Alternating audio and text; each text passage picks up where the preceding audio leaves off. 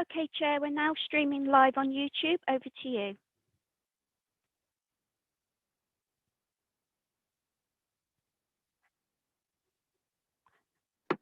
Chair, Muted, Eileen. Oh, it's Monday, isn't it? First thing I have to do this morning, because Councillor Chamberlain will not be here for the duration of the meeting, is to appoint Vice Chairman. So I'd like to appoint Councillor Ollie Davey, please, with the agreement of the committee. Is that agreed? Agreed. Thank you. Thank you. Well, good morning and welcome to East Devon District Council's virtual planning committee meeting on 15th of February 2021. I am your chair, Councillor Eileen Wragg. I would also like to welcome anyone watching the meeting via the live streaming. All participants here today are taking part remotely, and as well as being live streamed, the meeting is being recorded. So please bear this in mind throughout. And may I remind you to be careful with your language.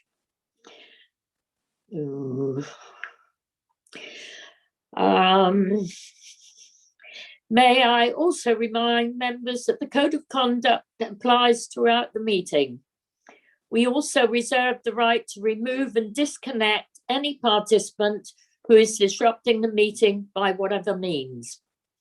As this planning meeting is dependent on internet connection and the power supply, in the event of a break in the internet connection or power cut, please bear with us as we try to reconnect. After 15 minutes, if we are not able to reconnect, we will consider the meeting adjourned and reconvene at a later date. Please check the committee page on our website for details. Please make sure all phones are turned off or on silent, and make sure all microphones are muted when you are not speaking to avoid any background noise levels. Oh, wait a minute, lost my page. Keep points short. Oh, sorry about this.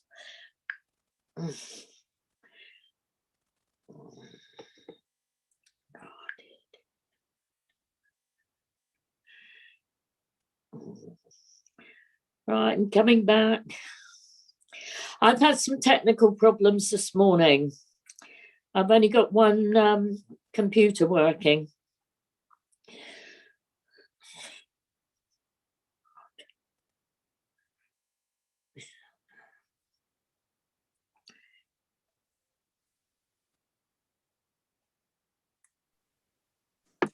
Right, back again. And do not repeat points that have already been made, and do not interrupt. If you wish to comment, please raise your electronic hand. And wait to be called. All councillors have been sent the agenda for today's meeting. Any members of the public who want to view the agenda can do so by visiting our website, www.eastdevon.gov.uk. We will now start the meeting by doing a roll call of committee members here present.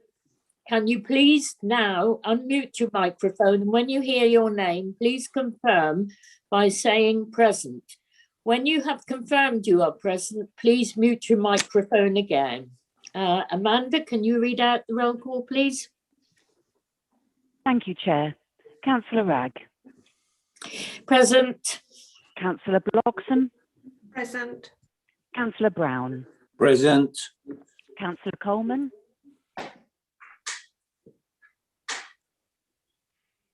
Councillor Davey. Present. Councillor Desarum. Present. Thank you, Amanda. Councillor Gazzard. Present. Councillor Howe. Present. Councillor Key. Present. Councillor Pook. Present. Councillor Pratt. Present. Councillor Skinner. Present. Councillor Whibley.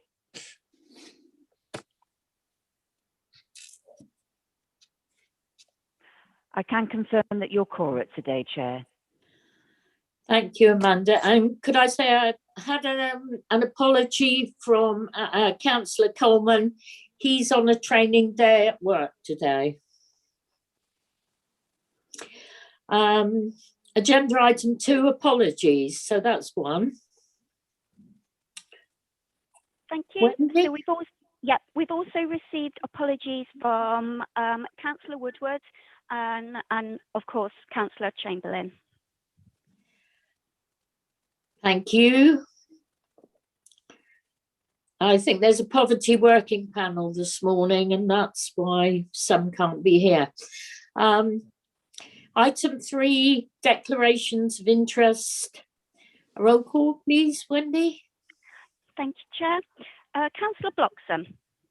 Yes, just a couple, please. Agenda item 11, 22496 COU. It's a personal interest, as I'm Vice Chair of Licensing Enforcement, and this application came up in July and I didn't vote at that time. I won't vote today. And also personal interest on agenda item 13, 22785/4, personal interest as Councillor Mike Howe is known to me as a member of this council. Thank you. Thank you. Councillor Brown. Personal interest, I know the applicant on item 10, 20/2256, and I'm also the ward member for item 12, which is 20/2799. Thank you. Thank you. Councillor Davey. None apart from knowing Councillor Howe. Thank you. Councillor Gazzard. None, Chair, apart from knowing Councillor Howe. Thank you. Councillor Howe. Obviously, item 13, 20/2785 is my application, so I will be kicked out at that point. Thank you. Councillor Key.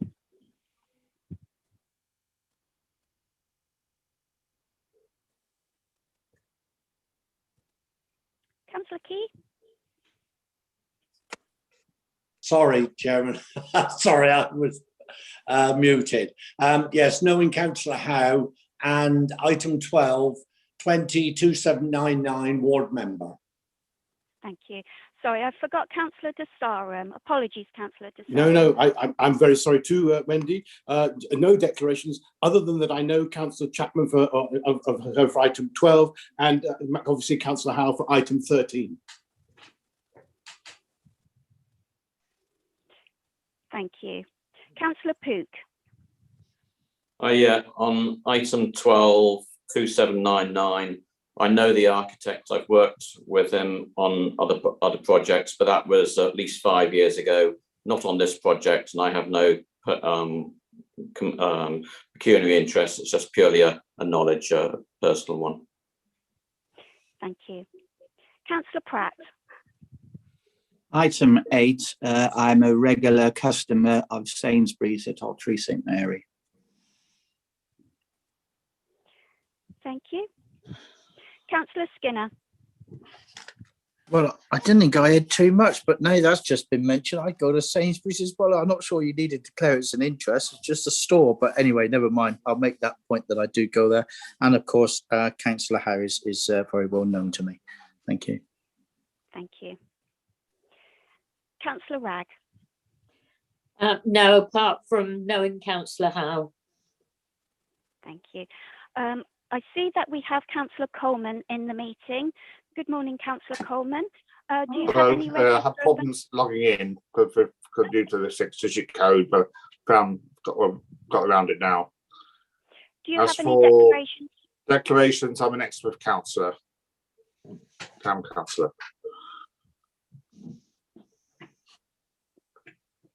Thank you. That's all the declarations done. Back to you, Chair. Thank you. Matters of urgency, there are no matters of urgency to discuss. Confidential or exempt items, there are no confidential or exempt items to discuss. So we go to agenda item 6, application 18/1653, that's major outline, and this was deferred from last week's meeting, and it's land north of Moonhill Copse, West Cliffs, and that's on page 6. Mr. Rose, would you like to present this? I believe you have an update.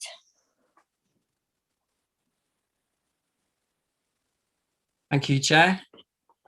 Morning, everybody. Yeah, so this is land north of Moonhill Copse. It was deferred at the committee meeting on Wednesday to seek further highways comments, because the highways comments and the impact on the planning obligations was considered to be central to consideration of the whole application. I'll run through the application quickly again in a minute, but in terms of an update from County Highways, yes, we received further comments on them from them on Friday, seeking and helping to justify the request for a contribution from them. So they are now requesting a financial contribution off the back of this planning application of £3,250 per dwelling. And that is to go to the additional impact that this development will have on the traffic network in the area, particularly down towards Pinhole off the B3181, and you'll be aware that I mentioned the committee a Pinhole access strategy, and there's a strategy in place there that Devon County are coming up with various highway works to mitigate the impact of all the developments that are going on in this part of the area, and that's both sites within East Devon and within Exeter, to alleviate some of those traffic problems. So they've now come with that request of the contribution of £3,250 per dwelling from this scheme, and that will help to go towards mitigating the impact of this development through works to Langerton Lane, of which there are already some funding in place from other developments, and towards a crossing that's been identified as being needed quite close to the front of this site, that would link into the wider Cliffs Valley Regional Park and the trails. So obviously there's a link there between this development creating more traffic and that needing to be mitigated, and the residents from this scheme needing to cross the main road here, which I'll mention in a minute, and therefore the need to contribute towards that. So I'm now satisfied that the justification is there to secure the contribution from County Highways, and given that extra information, the applicant has agreed to that.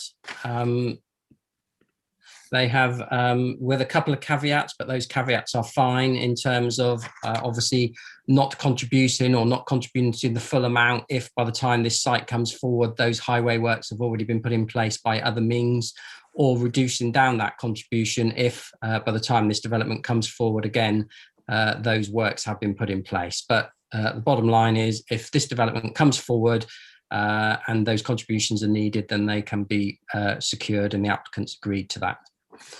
So if I just quickly run through the application, you'll recall it was here because it's a departure from the local plan. You can see the site here. We've got a copse here and the main road along the frontage. It's an outline application for up to 71 dwellings. Again, you can see the topography here and how the site slopes down. And this image also shows how over the years it's become surrounded by other consented developments that East Devon have granted in the area. And again, here's an aerial of that. So this is the site in here, and you can see the other development that's been granted over the last few years within East Devon, all considered to be sustainably located and wrapping around this site. And this is the indicative layout for the scheme. As I say, it's in outline, so we're only dealing with means of access at the moment, but this indicative layout shows how you can get up to 71 units on the site. And they've also mitigated for bats by providing bat corridors around the site boundaries, and we're satisfied that you can have a development that protects this copse on the adjoining land. You can see here from the cross sections the slopes across the site, and that'll become clear in the photos in a minute. And yes, this plan shows the landscaping, and you can see green corridors proposed for the bats crossing through the site. So these are the photos. The site's in here off this gate, and then that's for looking further down the road.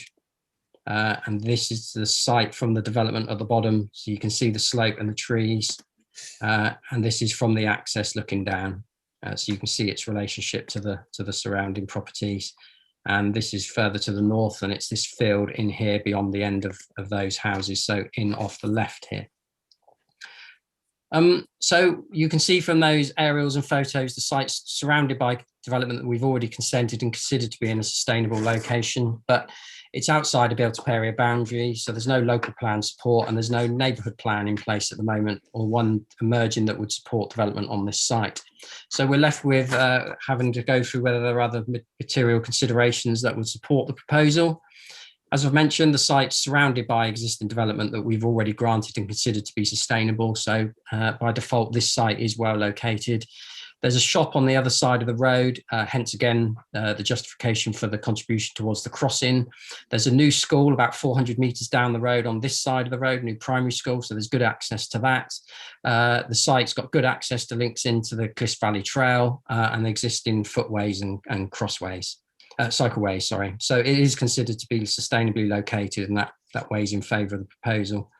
It is, however, grade 1 agricultural land, but again, you can see it's limited in size, its loss will be limited, and it's small, difficult to farm in isolation and surrounded by houses. So the loss of that grade 1 agricultural land isn't considered to be significant or justify a reason for refusal in this instance. You'll see from the report, and I mentioned on Wednesday, there's been various discussions about viability, but we've now got to a position where the applicant has agreed to the policy position of provision of 50% affordable housing. That hasn't changed with the inclusion of the financial contribution, because that was already factored into the latest or the last viability appraisal. Visual impact, you can judge for yourself in the images, but you don't really see the site from that close up, other from the road, and you can see it's surrounded by residential properties. The one thing the report does mention, though, is the close relationship of the site to Multimore House. So this top image is a view back towards the site, which is up here. So the upper corner slope of the site would just be visible from some of the setting, although you would view it with some of the other houses being built around. And at 900 metres distance, you'll be able to just make out one corner of the field, but there are wider benefits to the scheme. So that's not considered to be, the public benefits there outweigh any of that very limited harm from that view. 71 units fit on the site, and there's been I showed you the parameters plan of the site showing how that can be laid out. I'll use that landscaping plan.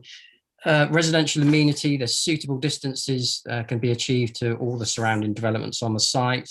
Drainage has now been resolved with Devon County. There would need to be an amended number condition 1. They've slightly tweaked the wording of that because there's been further information submitted by the applicant, and there will be a SUDS feature on the site dealt with at reserved matters stage. I've mentioned ecology, so bats is the main issue, double corridors down the side, and you can see the tree belts that will be retained, so that's adequately mitigated and covered by a condition about implementing the bird and bat boxes and mitigation in the ecology report. Access onto the main road is safe. We have had an amended plan that widens that by just ½ a metre, but the details there have all been agreed, suitable position for an access. And I've mentioned the contributions. And in addition to the contributions, there's also within the £3,250 contribution per dwelling is details of a travel plan contribution towards that. So the planning balance, there's no policy support, but the site's very well located. There are economic benefits. There's housing benefits from the open market and the affordable housing. The bats have been mitigated. There is the loss of the agricultural land, but it's not significant, and it's surrounded by the development. And the traffic impacts have been addressed, and there's no wider visual harm. So on that basis, it's considered to be sustainable development with the benefits outweighing any harm. So we are now recommending approval of the application. But if I could note quite a few changes actually to the recommendation. So apologies, you'll see in the report that something went a bit wrong with the condition numbers, so they're all a bit out of order. So that's one thing that needs to be amended. I mentioned that condition 21 on the flood risk, the wording needs changing slightly to reflect the latest comments from DCC flood risk. Condition 14 is not required because it relates to parking standards, but that's covered by a policy in the local plan, so that doesn't need to be duplicated. Condition 15, slight change to the wording there to allow any subsequent changes to the ecology report. So should over the next year or so further ecology information come forward, it would enable those mitigation changes to be taken into account. And there are 2 further highways conditions put forward by County Highways in their latest comments related to the details of the access and mud on the road and hard surfacing. And condition 12 to only come into force relevant to the relevant part of that development coming forward. So it's recommended for approval subject to those changes to the conditions and subject to a section 106 agreement, which would secure a lap, not a leap now, the 50% affordable housing. The floor space cap is removed because they're providing a policy compliant amount of affordable housing. The overage clause can be removed as they're providing 50% affordable housing, but we do need to add in the highways contribution. So recommended for approval, subject to quite a few changes to conditions and to the legal agreement. Thank you. Thank you, Mr. Rose.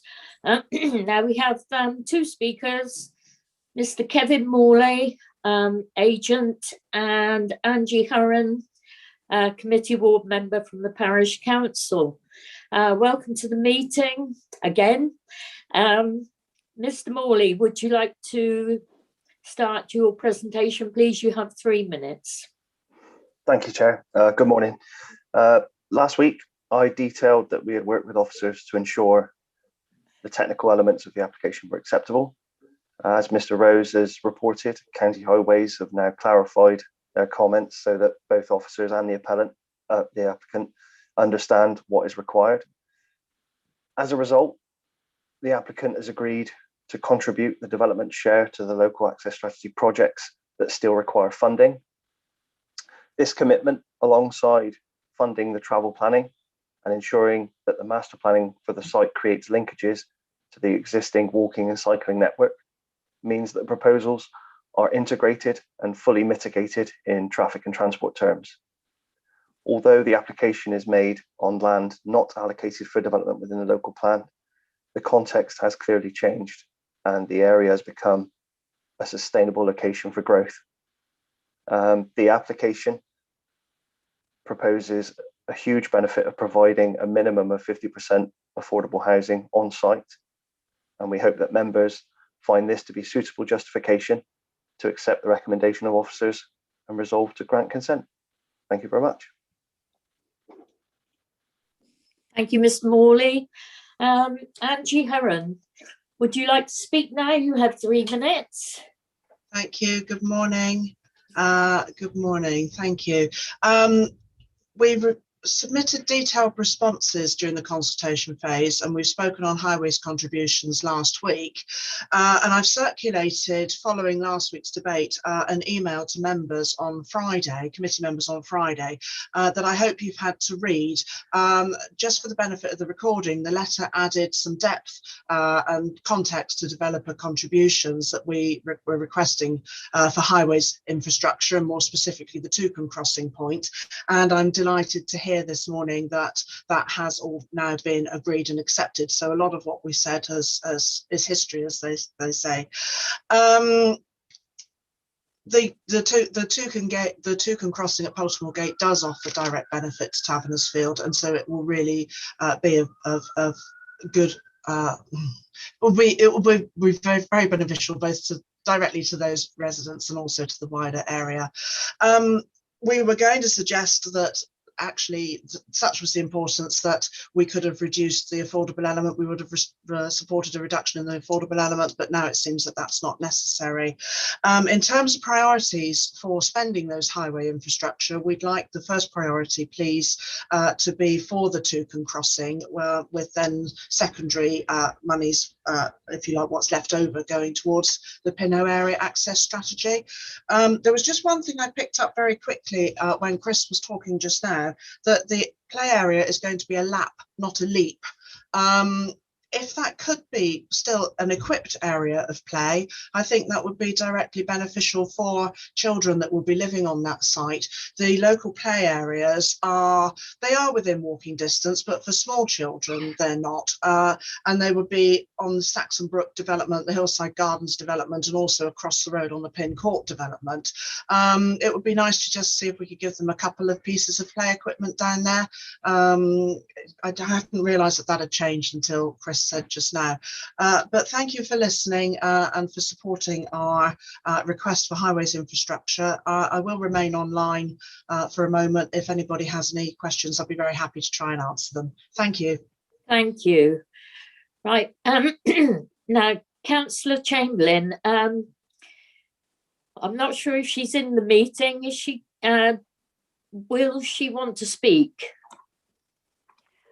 No, she sent her apologies. Okay. And she said she didn't want to speak on it. Okay, thank you. Members, do you have any questions for Mr. Morley, please, or Angie Hurren?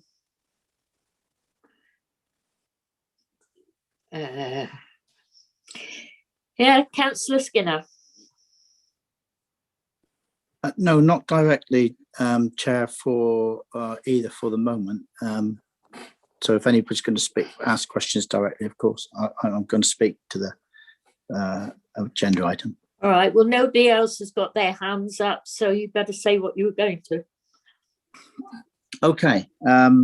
Thank you for that. And obviously, we've looked at this application for a second time around with the amendments that were put in from highways and the contribution of £3,250 per dwelling has been included, and it's been accepted by the developers. So I think that's really important. And what is really important, and I do take on board what the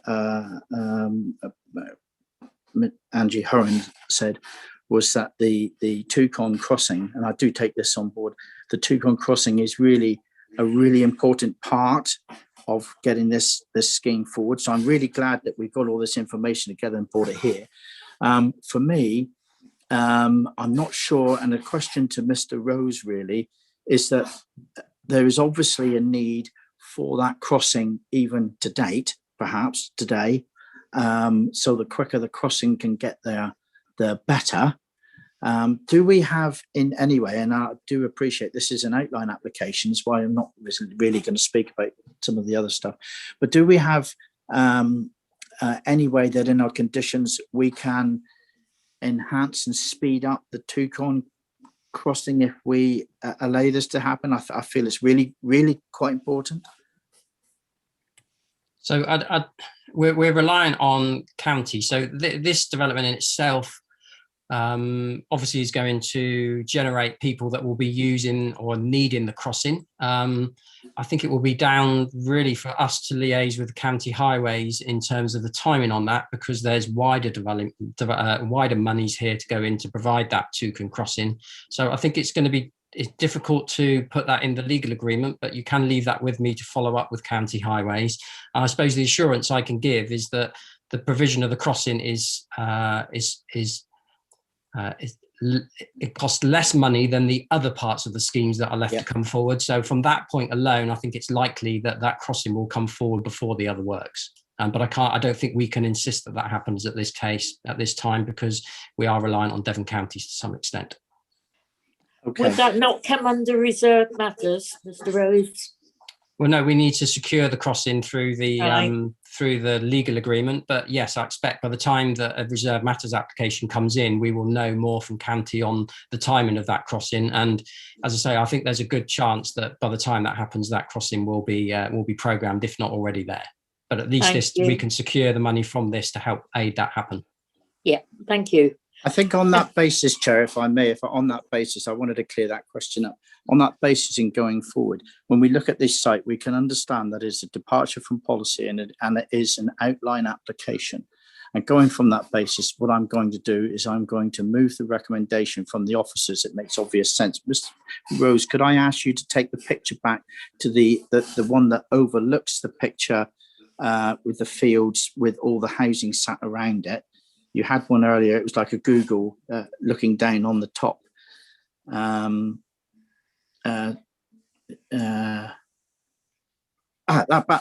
forward.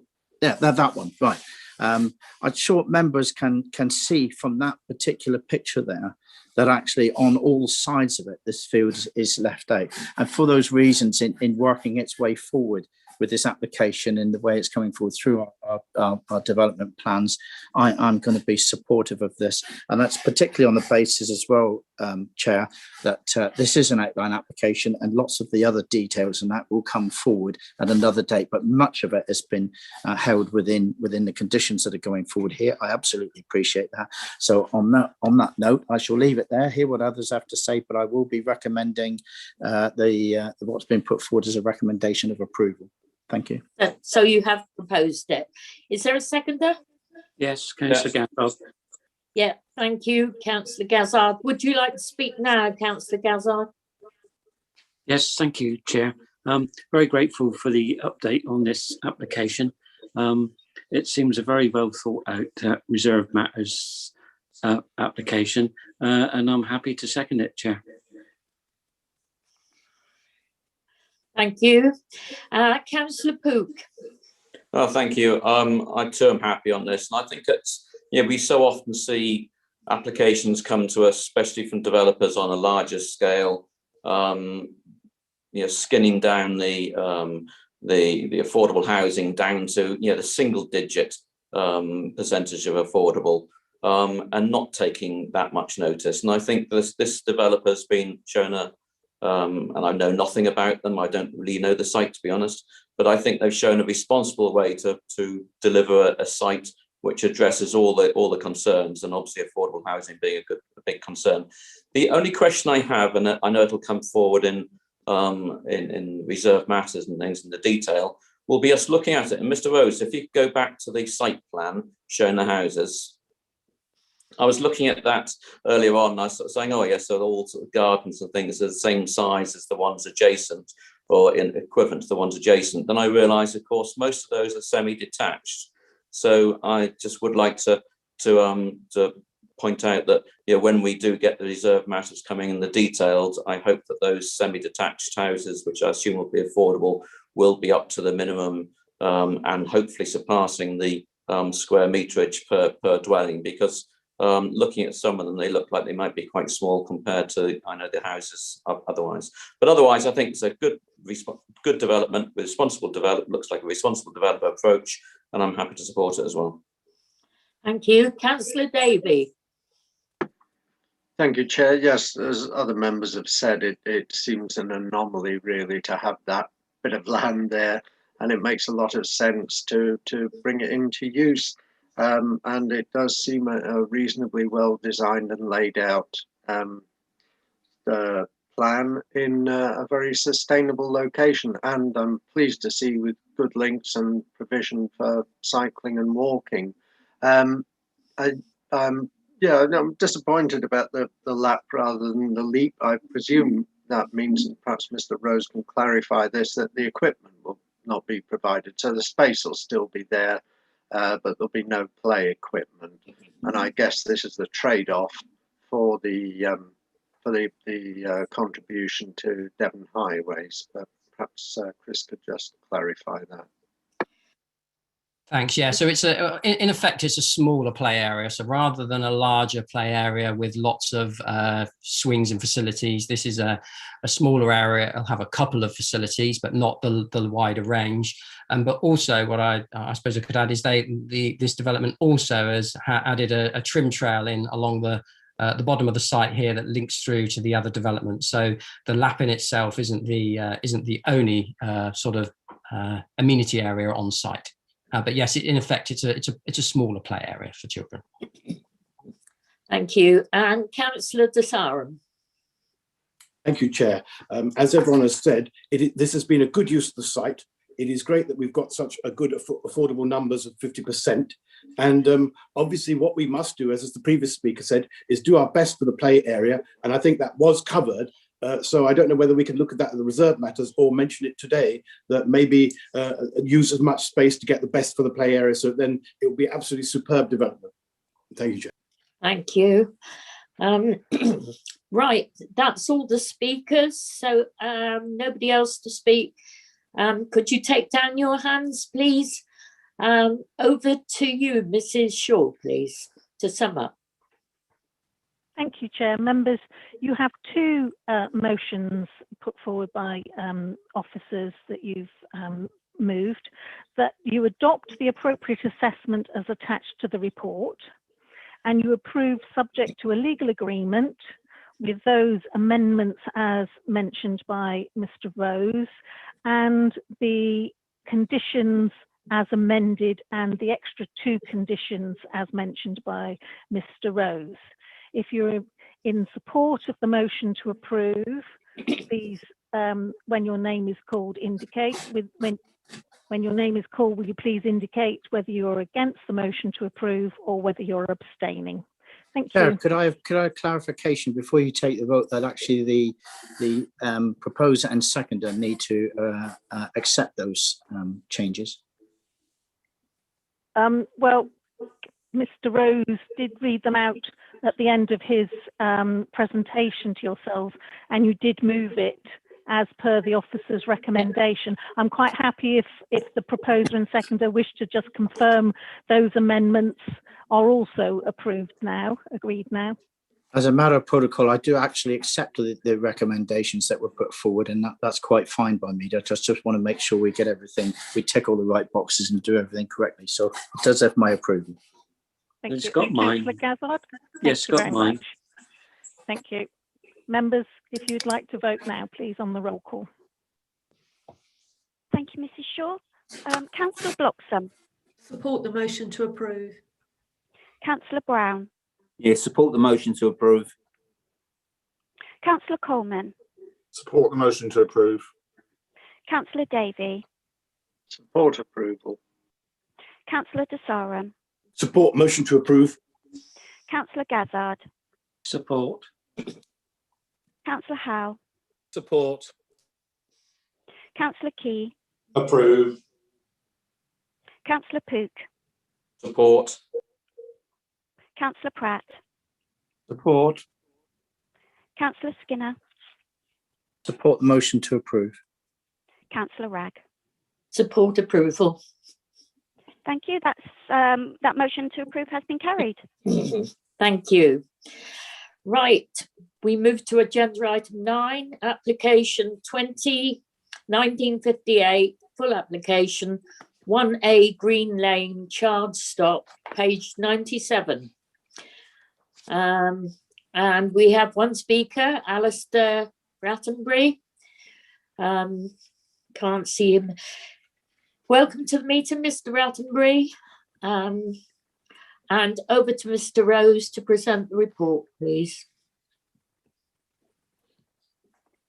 Thank you, Chair. So this is an application for construction of a garden studio stroke office and decking, and it's a retrospective application, and it was referred to committee following chair delegation. It relates to this property here, which is a two-storey end of terrace property, and the building has been constructed at the bottom of the garden there. We are outside of the AOMB, and so you can see the garden, the location for the shed.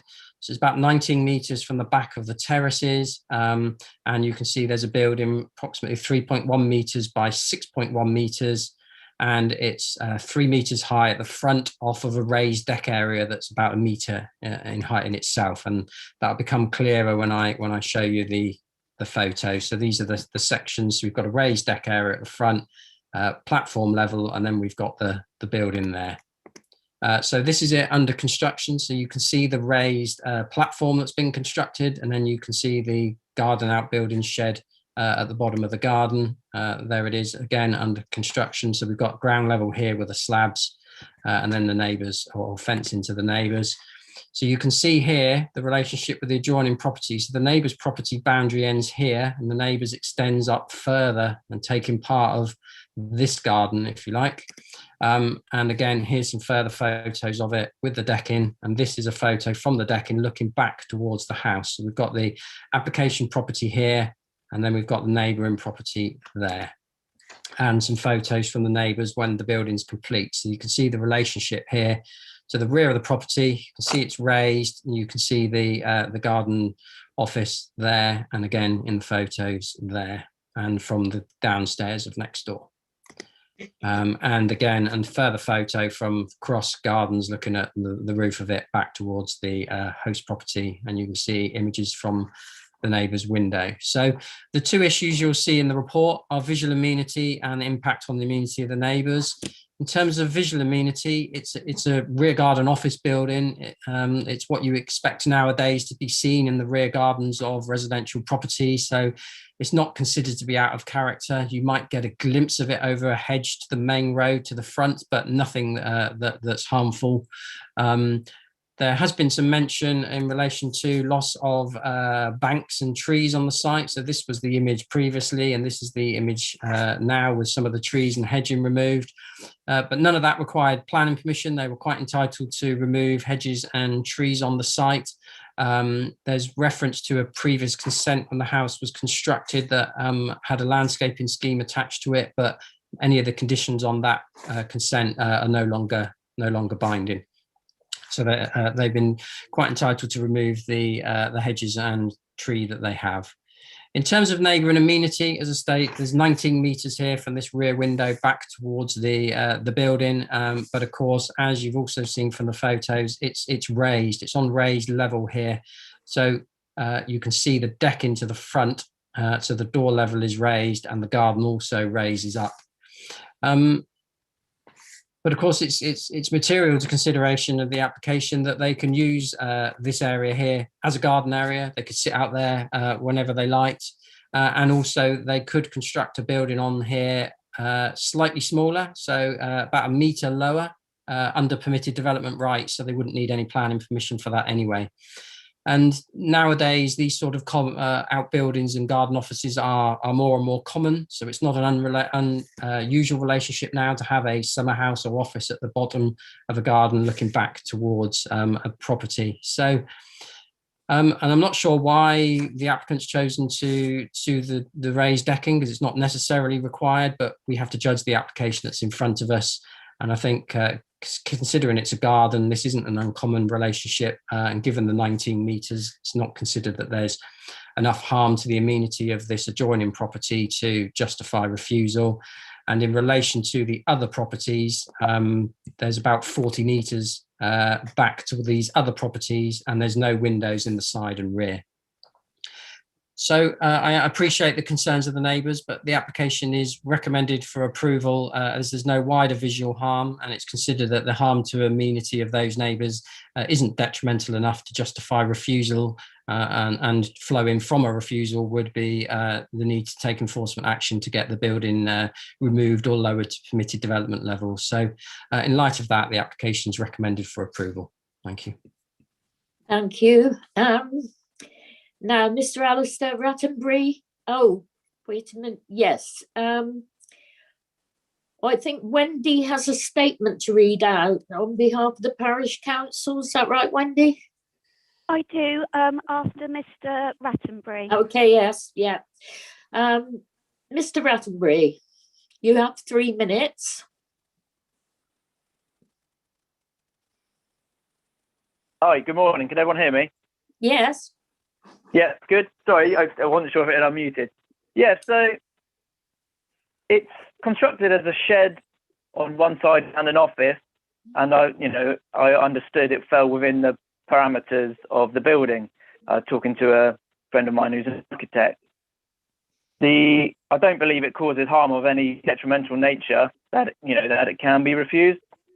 So it's an office for me. I'm currently working in my kitchen and a kitchen chair, kitchen table, and I'm going to be working from home full time now. So the Charleston neighbourhood plan encourages working from home.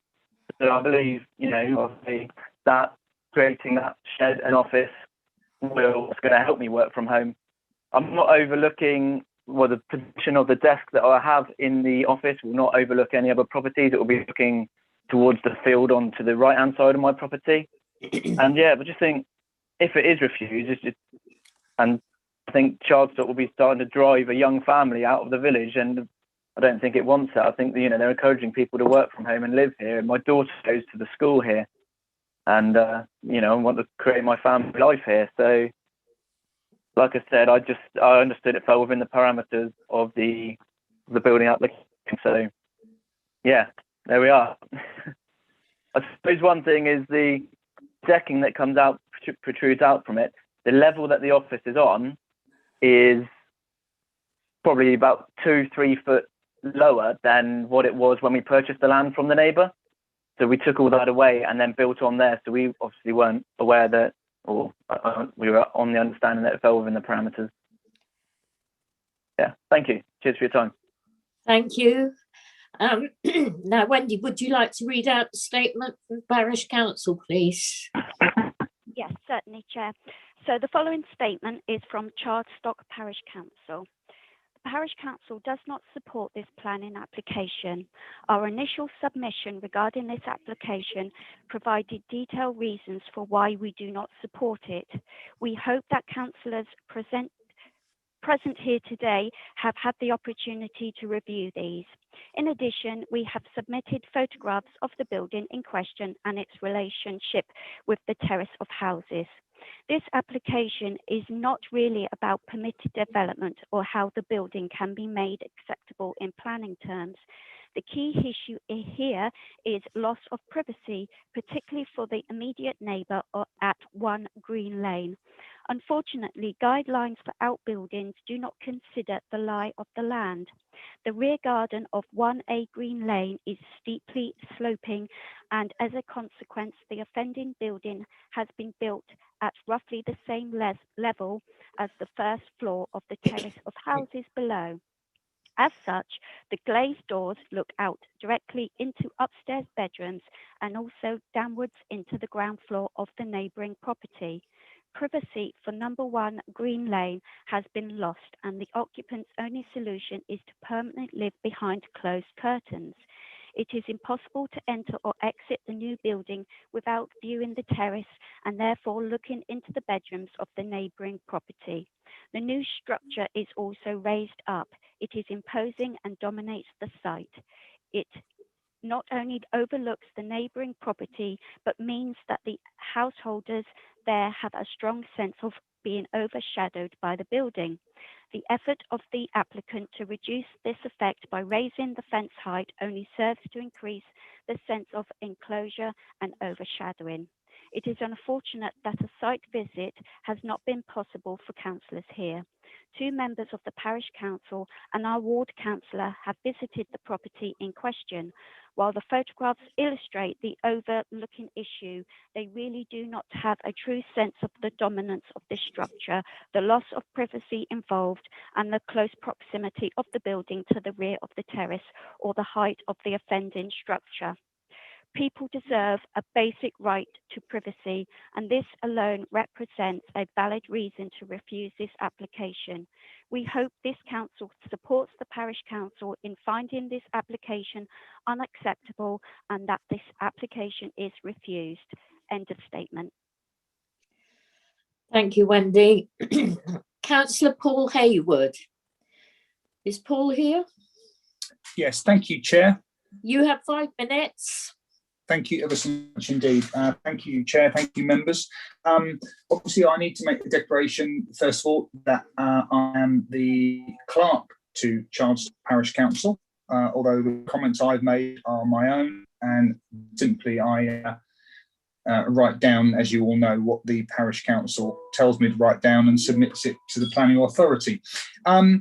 Yes, so I have sort of viewed this from the road. I've talked to, obviously, parish councillors, and I have been present at 2 meetings where the applicant has made a representation, and I've heard what they've said today. So in terms of the planning side, Chardstock does have a made neighbourhood plan, and Mr. Rattenbury is quite right. Policy CPNP01 does say proposals for development to enable home working. Now, of course, when the policy was written, we weren't in a COVID crisis, and so home working has taken on a new prominence, I suppose, in the way we operate. So item paragraph C of that policy, CPNP01, says proposals for development to enable home working should be encouraged where the enterprise is suitable and small in scale and places very limited extra pressure on infrastructure. So in that sense, yes, it's supported. Proposals should be tested for a broadly neutral or beneficial effect on the local environment and infrastructure before approval is given.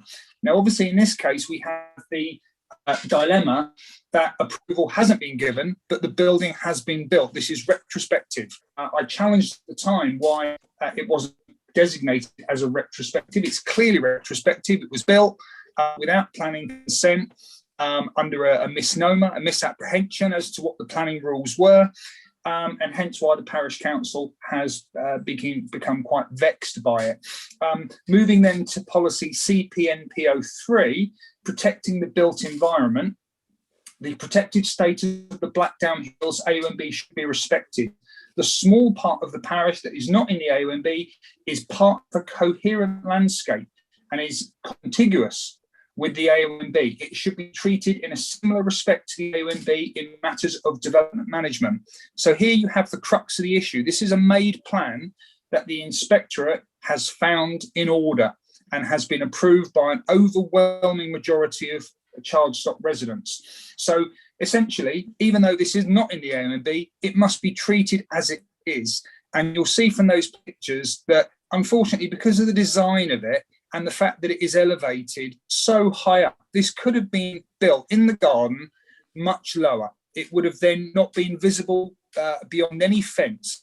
But unfortunately, it's been raised up to such a degree that from every picture you look at, this building is dominant. Wherever you look, it's out of keeping with the houses around it. The picture in front of you there clearly shows that. It overlooks the residence of number one. It looks beyond that. The fence is higher. You can see across the whole range, all those terraces, almost in a 180-degree circle around.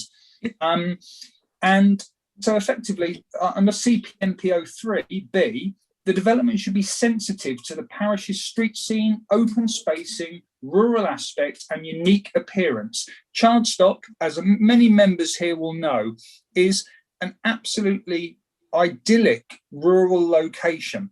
And the buildings that are there have been built over many centuries and have all formed part of the street scene. What you effectively have done here is plonk a modern building in a rural setting and really made no effort to disguise it. You know, this building, if you look at the picture in front of you there, the building could have been moved 90 degrees to overlook. So when you sit in there, you're doing your work, you look out across open fields, and to the right of that picture on the left, there is nothing but open fields. You keep going till you get to Tivoli.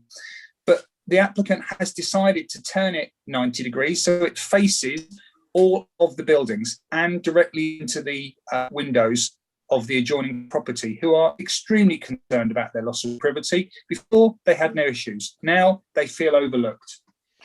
Thank you very much indeed, Chair. Thank you, members.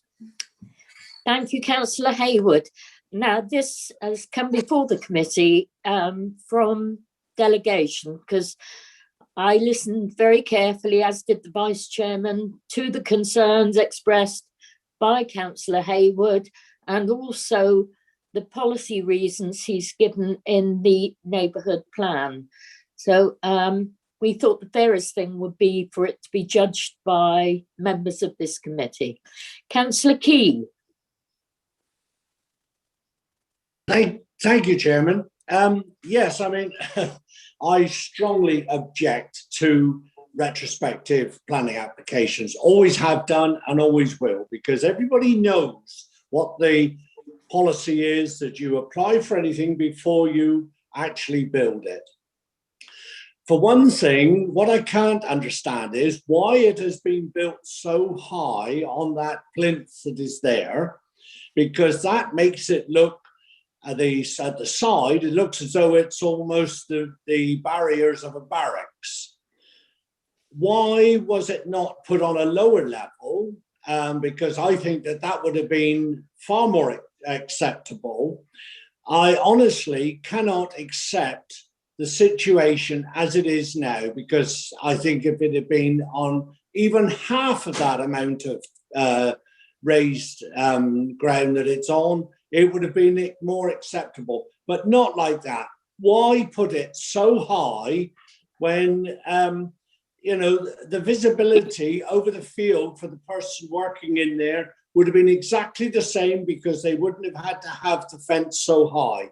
So honestly, I cannot accept that application. Thank you. Thank you, but you're not making a recommendation of proposal? Not at the moment. No. No. Okay. Thank you. Councillor Desarum. Thank you very much, Chair.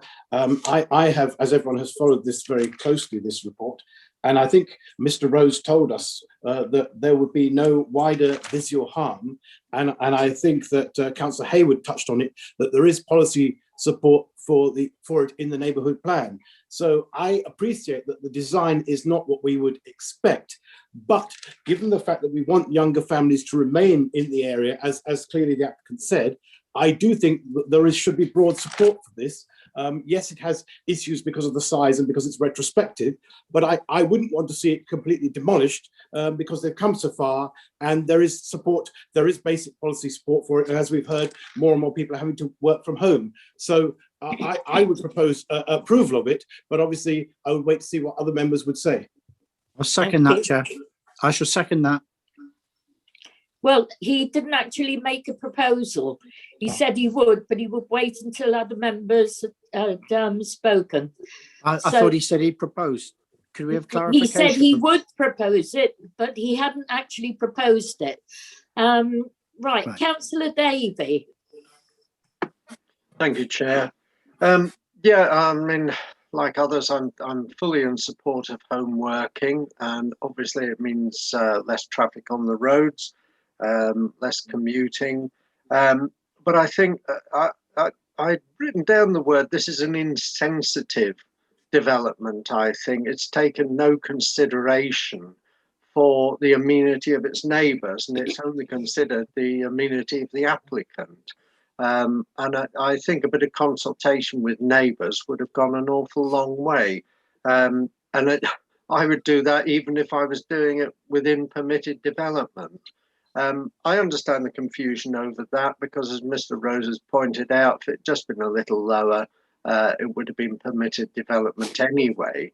But I do think it's intrusive. It sticks out like a sore thumb, and I do feel for the residents of number 1 who are overlooked.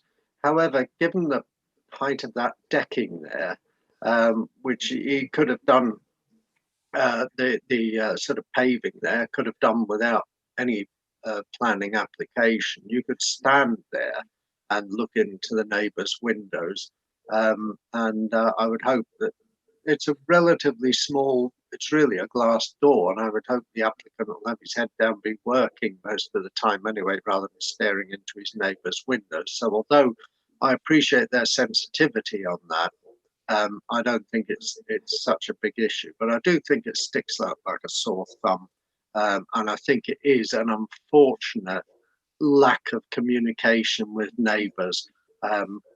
But I was about to say, I don't think sensitivity is a planning issue when Councillor Hewitt quoted the very word in the neighbourhood plan, and it said it should be sensitive to the local area and to the amenity of neighbours, and I don't think it is.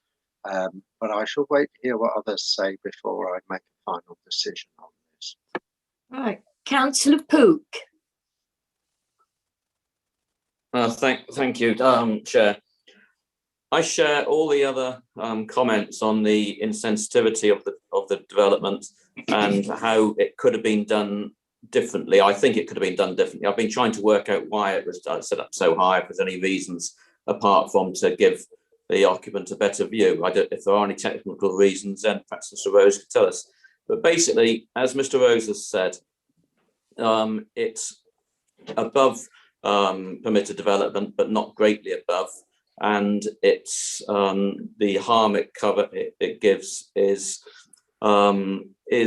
is important, but maybe it couldn't be argued against. So I think the argument, what we have to decide here is, I think we all agree it's an insensitive development, but if we refused it and it went to appeal, would an inspector agree that it was necessary to refuse? And I think based on what Mr. Rose has said, I reluctantly would have to support approval because it's because the impact is considered sort of not minimal by any means, but acceptable. So I will, like others, just wait until get a bit more debate on it. But I think the decision is, is this supportable in an appeal situation? I think it's very well known that it could have been done so much better. Thank you. Councillor Pratt. Yes, thank you, Chair. My view is the building has been erected far too high for the surrounding houses, and it can be seen easily by the next door neighbours. I think Councillor Hewitt has set out the issues there quite clearly, and so has the parish council. I think members need to ask themselves, would you like a structure like that to be built next door to you? I'm sure the answer would be no. But I feel that this is not right, and I'm thinking now of refusing this application. But let's wait to see what any other members have to say. Right, Councillor Skinner. Oh, thank you. At last. Your hand disappeared for a while. Yeah, so yes, and I was going to say something, but actually my hand did disappear. I don't know why, No. Chair. So let's just leave it to that. That's fine. I did put it up first because I thought it was quite important how we get to say. Lots of people have said lots of stuff, and lots of stuff that they have said is I can concur with, and I can understand members thinking it's quite high. And I think the main thrust of where we are with this is that members are thinking it's too high, and other than that, reasonably acceptable without putting words into members' mouths. The issue on whether or not the applicant could sit into this building and look up to the windows of the neighbours is there, whether he sat there or whether he sat on the floor, on the ground floor as was there before. So in one aspect, that makes absolutely no difference to me as far as overlooking is concerned, because he is where he is in the terrace of houses, and that fact remains the same. The points Councillor Pook made were very well made, and the reason why the officers, I believe, have gone forward with a recommendation of approval on an overall balance. And the overall balance here is the detrimental harm, which I don't think is significant to refuse, and where we were to go to a inspectorate, the planning inspectorate, I think we would find it really quite hard grounds to get over that one, and I think it would be approved. That's my own personal opinion, and that's only my opinion. On that, without covering lots of other things that have already been said, I have certain sympathy with what members have said. Absolutely, I do. But what I am very supportive of is home working. The whole world is changing, and having offices come little workshops down at the bottom of the garden is one I'm going to very much support. And I think members generally would be supporting that in principle, but we are here with the issue where I think is predominantly around the height. As I've said before, Chair, that the height issue is one that I don't think we could win, because every other aspect of it more or less falls into line. And it's on that, my thinking process through that particular process. And as Councillor Pratt said, that if we all sat here and said, would we like to have this down in the bottom of our gardens? Well, the thing about planning is what we would like personally and what planning law is and how we see things going forward are two slightly different things. But I concur with Councillor Pratt. I absolutely understand what he was saying and why he was saying it. I get that. But in planning terms, that doesn't really fit with our remit here today. So I'm going to move the recommendation of supporting this application, a sense of sort of reluctancy in one sense, but in another sense, home working, office working in an environment like this is happening is one I want to see us look at our policies in going forward and be supporting that home office type working outside, because I think the world is moving on and we need to play catch up. Thank you very much. Happy to second it, Chair. Councillor Disarm, happy to second, Chair? Yeah, okay. Had a proposer and a seconder. There are no more speakers with their hands up. Over to Mrs. Shaw for summing up, please. Thank you, Chair. Yes, members, you have one motion here, and that is to approve with the conditions as listed. When your name is called, please would you indicate whether you are in support of the motion to approve, whether you're against the motion to approve, or whether you're abstaining from the vote. Thank you. Thank you, Mrs. Shaw. So I'll go to Councillor Bloxham. Support the motion to approve. Councillor Brown. Support the motion to approve. Councillor Coleman.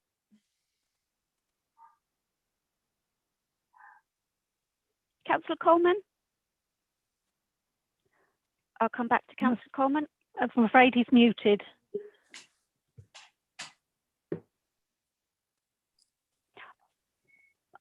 I'll come back. Councillor Davey. Reluctantly support. Councillor Desarum. Support motion to approve. Councillor Gazzard. Refuse. Thank you. Councillor Howe. Reluctantly support. Councillor Key. Reluctantly support. Councillor Pook. Support. Councillor Pratt. Refuse. Councillor Skinner. Support. Councillor Ragg. Abstain. And Councillor Coleman.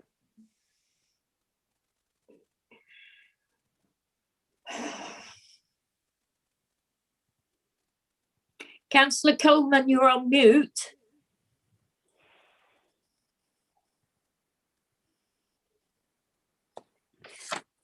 Okay, well, without Councillor Coleman, so I can have 1, 2, 3, 4, 5, 6, 7. There's 8 votes for, 2 against, 1 abstention. So that motion to approve has been carried. Thank you, Wendy.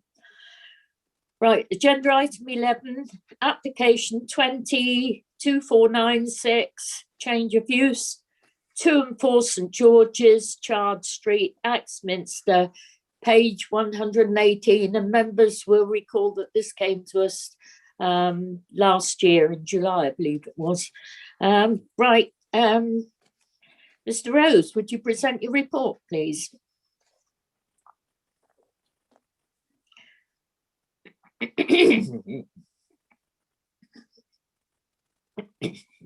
you, Chair. So yeah, this application is for a change of use of the ground floor from a shop to...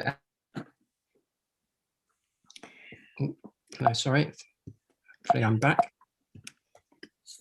So we're in the centre of Axminster, so you can see it relates to this frontage to the road here and an area at the back at ground floor. It's before you as it's a departure from the local plan. So here we are. So we've got number 4 here, which was the subject of an application last year that I mentioned, and they now want to extend the area into the ground floor area there, number 2. So this is the existing floor plans. So these are the proposed. So previously the application before you just dealt with the unit at the front. They now want to expand to the, so dealt with the front. They now want to expand to the area at the rear. And this is the property here. So it's related to this frontage here that you can see is vacant, and then a ground floor area at the rear. So this was before committee in July 2020, and at that point it just related to unit 2, so just to the frontage building here. And the applicant has put forward this application because although members approved the one in July 2020, because of coronavirus and the need for table service, they want to extend the floor area of the micro pub back into the site to give more space and more area for social distancing. And members may recall from the July meeting, it was one of the issues that was discussed was the small scale or size of the unit at that time. So making the unit larger for those reasons.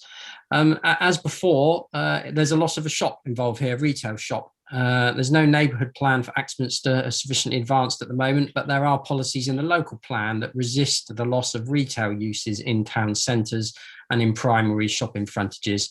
And it says that we should only allow those where it's been through 12 months of marketing. But as with the application in July last year, we don't feel there's a need for marketing in this case. The building is vacant. We've got all sorts of issues with town centres at the moment. This would be an active frontage, a retail related use where people can go, and it will support the area and the economy of Axminster. And as I said, we've already granted consent for the front part of the unit, number 2, to be to have its use changed. So for that point of view, we feel that there's nothing, there's benefits here from extending the retail or the microbrewery pub area, and no harm from that. In terms of amenity, we're recommending the same conditions that were put on the application by members in July 2020. So that relates to no hot food, no noise and hours, and there has been a noise report submitted with since the previous application that demonstrates that the soundproofing between floors is adequate. So there's no environmental health objection. The rear courtyard, it's been mentioned, that's not part of the use for the application, so it doesn't extend out into the courtyard, the area covered by this application. There is a means of escape out. So it's fire escape only. So there are economic benefits here. It will bring this unit back into use. There's employment benefits. It will create an active frontage, and the loss of this small unit from retail isn't considered to be harmful to the wider shopping area. So for the reason, those benefits given before and those benefits again, creating a larger area, this application is recommended for approval. Thank you. Thank you. Now we have Ward Member Councillor Sarah Jackson. Excuse me, Chair. Sorry to interrupt. I believe we do have the agent who registered to speak, but unfortunately, for some administrative problem, it wasn't listed on your speakers list. Oh, right. No, it's not listed. Okay, is the agent here? And the name, please? Yes, it's Matthew Dalton Aram. Thank you. You have 3 minutes, Mr. Aram. Thank you, Chair. Members may recall that planning permission was granted back in July 2020 for the conversion of Unit 4 from a shop to a micropub. Subsequent to the grant of the 2020 planning permission, part of Unit 2 to the rear of Unit 4 became available for rent, and the applicant decided to take advantage of the opportunity to provide more circulation space within the micropub and to aid compliance with social distancing requirements associated with the coronavirus pandemic. The applicant has not been able to open or operate the micropub since gaining planning permission, particularly as hospitality venues were closed for a large portion of 2020 and again are required to be closed during the current lockdown. When it opens, the proposed micropub would introduce an active use of the vacant shops and would have economic and social benefits in supporting the vitality and viability of Axminster and ensuring it remains competitive in the future. The acoustic report submitted in support of the application highlights that noise testing has been carried out within the premises, and it shows that airborne sound insulation performance of the party floor above the micropub meets the minimum requirements of the building regulations.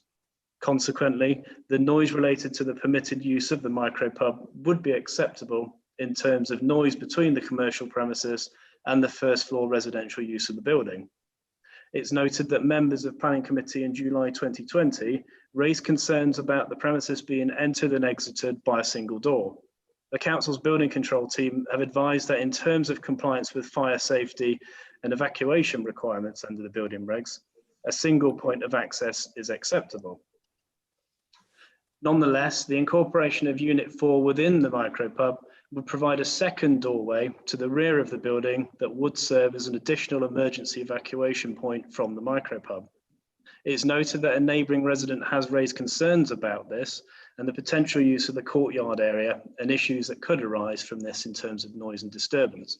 However, the rear access would only be used as an emergency evacuation point and the courtyard beyond it would not be available for use by patrons of the micropub, which, as the officer's report highlights, can be appropriately controlled by condition. We would therefore respectfully request that members approve the application. Thank you. Thank you, Mr. Aaron. Now, Councillor Sarah Jackson. Councillor Jackson? I don't think she's in the meeting, Chair. Oh, okay. Councillor Andrew Moulding. Yes, thank you, Chair. I've Thank not you. got a great deal to say other than that I support this application. I supported it previously when Unit 4 was approved. This addition of the part of Unit 2 gives the business a little more scope and a bit more space. And I'm particularly pleased that there is now an emergency exit. Previously, that was my main concern, that there was no emergency exit. So in other words, if a lorry ploughed into that frontage that you can see there, and the place caught fire, you couldn't see any way of people being able to get out of the unit. Now they would be able to do so, and I think that's a benefit. Therefore, Chair, I would wish that the planning committee would approve this application. Thank you. Thank you, Councillor Moulding. Right, committee members, Councillor Skinner. Thank you, Chair. I don't think we need to prolong this. I think it's all fairly self-evident, not wishing to put words in other people's mouths. But when I look at the support from the ward member, well, from our officers' recommendation, from the ward members, from the town council, I was going to say there's no objections at all, but there is one objection, and those concerns over the commercial use of the rear courtyard and the increased noise have been mitigated by our planning officer. So from my perspective, I'm going to go forward strongly with the recommendation and hope I can get some support. We can move on. Thank you. Thank you, Councillor Happy to Key. support that, Madam Chairman. Thank you. Councillor Gazzard, would you like to speak on it or nothing to add, Councillor Key? No, Madam Chairman, the only reservation I had was, it's been covered now, was the emergency exit should anything happen at the front. Thank you. Okay, thank you. Councillor Gazzard. Thank you, Chair. Yes, I did put my hand up to second. I'm happy to support this. Know that the emergency exit at the back has been, sorted out. So happy to support. Thank you. So no more speakers. Over to Mrs. Shaw to sum up, please. Thank you, Chair. Members, you have one motion, and that is to approve subject to the conditions as listed in your report. Please, when your name is called, indicate whether you're in support of the motion to approve, you're against the motion to approve, or whether you're abstaining from the vote. Thank you. Councillor Bloxham. Abstain as per my declaration of interest. Thank you. Councillor Brown. Support. Councillor Coleman. For. Councillor Davey. Support approval. Councillor Desaram. Support motion to approve. Councillor Gazzard. Support. Councillor Howe. Support. Councillor Key. Approve. Councillor Pook. Support. Councillor Pratt. Support. Councillor Skinner. Support. Councillor Ragg. Support approval. Thank you. The motion to approve has been carried. Thank you. Agenda item 10, application 202256, full application, Middle Hill House, Church Hill, Honiton, and that's on page 104.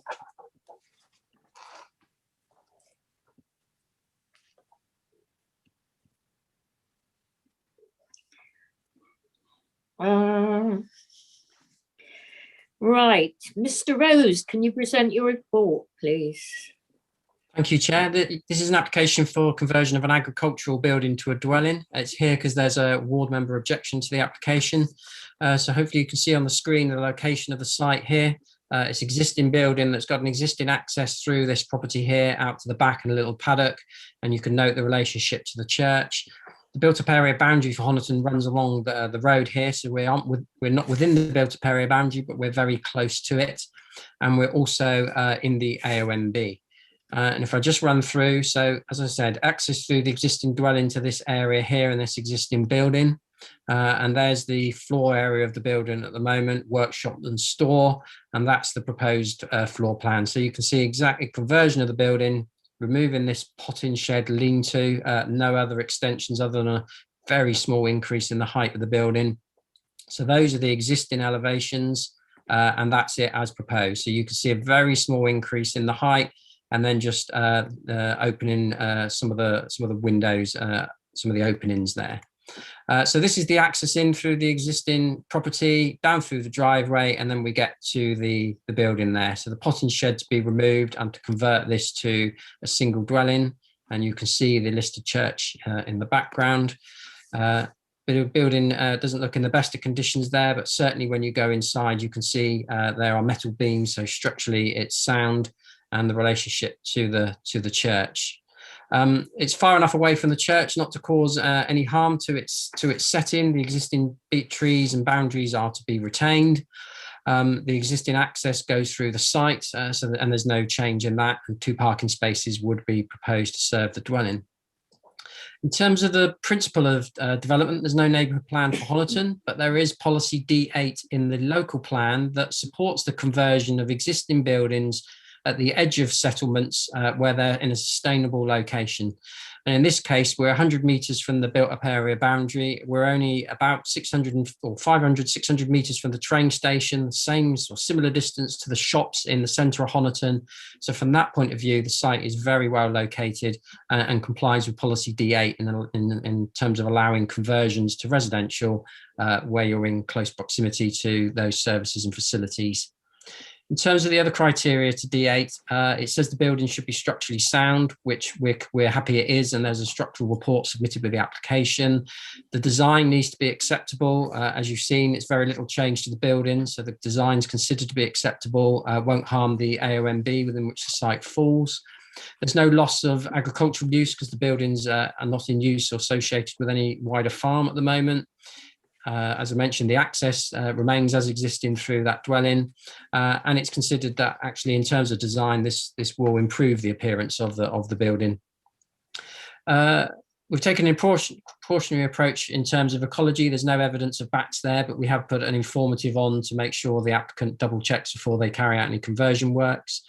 As I've mentioned, not considered to be any harmful impact on the listed church that you can see in the background there, and it's a suitable distance from any residential property, so there's no amenity harm.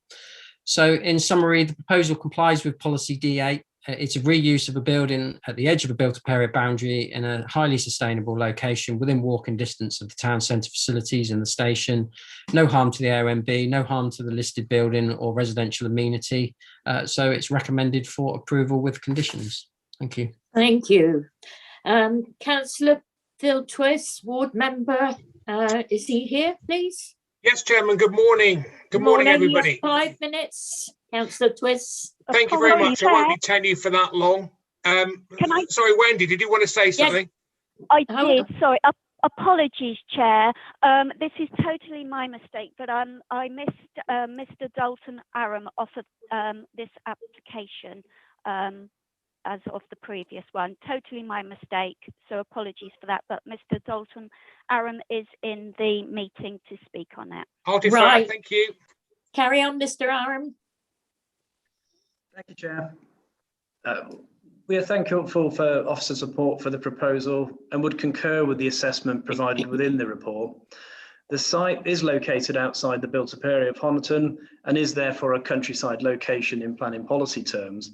However, the proposal gains support from policy within the local plan, which encourages the reuse of rural buildings that are capable of conversion and within close range to services and facilities to meet the needs of future residents.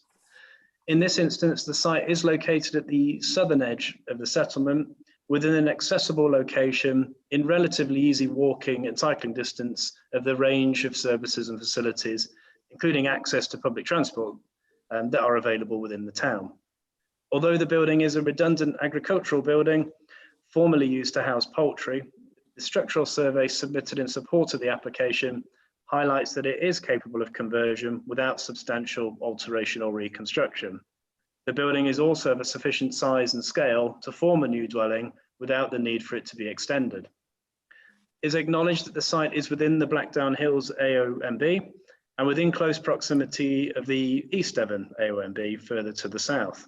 It is also adjacent to the Grade 2 star listed Church of St Michael's and All Angels. However, the existing agricultural building is well integrated to its site and in relatively close proximity to the buildings at Middle Hill House and dwellings forming the southern edge of Honiton. The building siting in close proximity to these existing dwellings has the effect of reducing the visual impact, as views of the building from within the surrounding landscape would be read in context with and set against the backdrop of the town's existing built form. To further harmonise the building with the surrounding landscape, it is proposed to provide additional landscaping around the building. The building would be accessed via a track from Middle Hill House's existing entrance, which is considered as safe and satisfactory, and its use by an additional dwelling is unlikely to generate additional levels of traffic or pose any significant highway safety issue. Finally, it is considered that there is an adequate distance of separation between the proposed dwelling and nearby dwellings to ensure that no adverse amenity impacts would arise from the proposal. We would respectfully request again that members approve the application. Thank you. Thank you. Now, Councillor Twist, sorry about that. No, it's fine. Thank you very much. Thank you. Well, I'm glad to say that most of what I was going to say has been put forward by the agent of Mr. Rose, but I will declare a personal interest in that I live in the Blackdown Hills AONB and I'm very protective of it. But that said, where this application would possibly have given me cause for concern if it were further into the AONB. This case, it doesn't. The key thing for me is now sustainability, where I did actually walk and ride this quite recently. And it's in a highly sustainable location. The fact that it just happens to be over the boundary line, you have to have a boundary line on a map somewhere. But 6 minutes to the railway station on foot, approximately 4 minutes to the nearest bus stop. The shops are maybe 10 minutes away on a bad day going downhill, 15 minutes coming uphill. What the point of the matter is, it's highly sustainable. The town, this is interesting for me, this application, that the town has expanded dramatically westwards in the past few years. And there are currently a number of sites under development which are in far less sustainable locations. And I think at some point the council will need to look at this and actually consider the practicalities of situations like this, where this particular site, which will have no impact on the AONB, it'll have no impact on the beautiful St. Michael's Church next door, or indeed the graveyard that's attached to the church. We need to bear this in mind when we're talking about extra pressures perhaps going on the Blackdown Hills and East Devon AONB.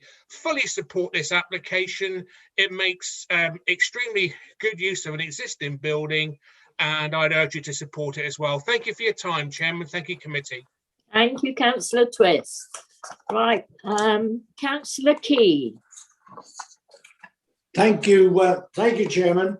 What was interesting in actual fact in this, that there is no separate access needed to actually get to this property, which I think is very, very good, because it is at the bottom of a steep hill that comes down over from the golf course into Honiton. If Mr. Rose could go back to the showing the actual building itself, the original build, yes. No, sorry, the one before, Mr. Rose, there. I believe that side extension is going to be taken down, which I think will be a great improvement. The building is not going to be raised very much higher, very, very slightly. It's going to make use of a building that is there and is structurally sound. And so I can't see any problem whatsoever in the actual conversion of it. And so I'm more than happy to put forward approval of the recommendation. So I'll second that, Chair. Yeah, yep, Councillor Skinner. Lots of things have been said, and I'm very welcomed by the officer's report. And these applications are sometimes quite can be quite difficult. In this particular case, I don't think it is. It could have probably even done under PDQ. They chose not to do that and do it this way, which is proper way of doing it. Councillor Key has said lots of good stuff that I absolutely agree with. Councillor Twist said lots of stuff that I absolutely agree with, and so did the agent. So as far as I'm concerned, I'm going to go with seconding the recommendation that Councillor Key has put forward and support this application. Thank you. Thank you. Right, no more speakers. Mrs. Shaw, please. Thank you, Chair. Members, you have one motion, and that is to approve with the conditions as listed. Please, when your name is called, indicate whether you're in support of the motion to approve, whether you're against the motion to approve, or whether you're abstaining from the vote. Thank you. Thank you, Mrs. Shaw. Councillor Bloxham. Support. Councillor Brown. Abstain as per declaration of interest. Thank you. Councillor Coleman. Approve. Councillor Davey. Support approval. Councillor De Sarum. Support motion to approve. Councillor Gazzard. Support. Councillor Howe. Support. Councillor Key. Approve. Councillor Pook. Support. Councillor Pratt. Support. Councillor Skinner. Support. Councillor Ragg. Support approval. Thank you. The motion to approve has been carried. Thank you. Right, agenda item 7, application 19-1161, outline application, page 55, land west of Kilmore House, Baltimore. And we have the applicant, Mr. Martin Reeves. Is he here? He is in the meeting. Okay, thank you. Mr. Rose, could you present your application, your report, please? Thank you, Chair. So this is an outline application with all matters reserved as for 5 affordable and 3 open market dwellings. So it's put forward as an exception site, and you can see the site, the location here on the main road here into Baltimore. I'll show you photos in a minute. So this application was originally before committee in February 2020, where it was deferred for 2 main reasons: to seek further information on affordable housing matters in compliance with Strategy 35, and for the applicant to do a further assessment of the impact on Baltimore House, which is Grade 2 listed, and its grounds sit on the other side of the road to this site. So that information has come forward. So here's the aerial. So we've got our application site in here, and we've got Baltimore House here, Grade 2 listed with all of its grounds surrounding, and you can see the relationship of the site to the small settlement up there. And we're also, the site's also part of a county wildlife site, and it sits within the Clist Valley Regional Park. And this is the layout, the indicative layout that we've got that shows the units, the 3 open market and the 5 affordable there in green. But this is indicative because we have an outline application. And again, showing the site, and then we've got indicative floor plans, and then we've got the photos of the back towards the site here, and then we've got photos out of the park to Baltimore opposite, with Baltimore House here behind those trees. Again, this is a view on the other side of the road of the setting of Baltimore, and photos of the application site. So you'll see in the update report here, Councillor King has now commented objecting to the application, and we've received a further objection to the further information from the parish council. And you'll also see further comments on there from Historic England, who remain very concerned about the impact on the setting of Baltimore House. And you'll also see in the report that there's concerns outlined about the impact on the Clist Valley Regional Park. So in terms of the additional information, the applicant has now amended the scheme so that it is providing 66% affordable housing. Previously, it was 60%, which didn't comply with Strategy 35. So from that point of view, it meets Strategy 35 in terms of the percentage of affordable being provided. But where it doesn't meet strategy 35 in terms of it's not providing the mix that was identified in the local housing need, or the most recent one in terms of the mix of beds required. So this is providing more 2 beds when there's a need for 1 bed unit. So from that point of view, it doesn't meet the local needs survey. There's also a further concern in relation to strategy 35, that strategy 35 outlines those locations where exception sites will be permitted, and it obviously allows them in the countryside by its nature, but it still says it should be served by a good range of services and facilities. And Poltimore doesn't have that range of services and facilities, and actually is particularly poorly served by public transport. Hence, I think that comes out in the parish council's concerns. There is some mention of a local farm shop in Poltimore that's expanded its range of goods during lockdown, which is appreciated, but Poltimore itself doesn't have those range of services and facilities to meet strategy 35. It's also mentioned in the report that it's part of a grouped parish with Broadclist, and that there are quite a number of affordable houses already granted within the wider Broadclist area, including that item that was first on the agenda today. The report then goes on to talk about the impact on the countryside from housing. So it is a countryside location, it's off the main road. There will be a visual impact on the countryside from these additional houses in this location. Then there's further discussion about the heritage impact. So the applicant did submit further information on assessing the impact on Poltimore House, but you'll see in the report that we've consulted Historic England and they remain very concerned about the impact on the setting of Poltimore House.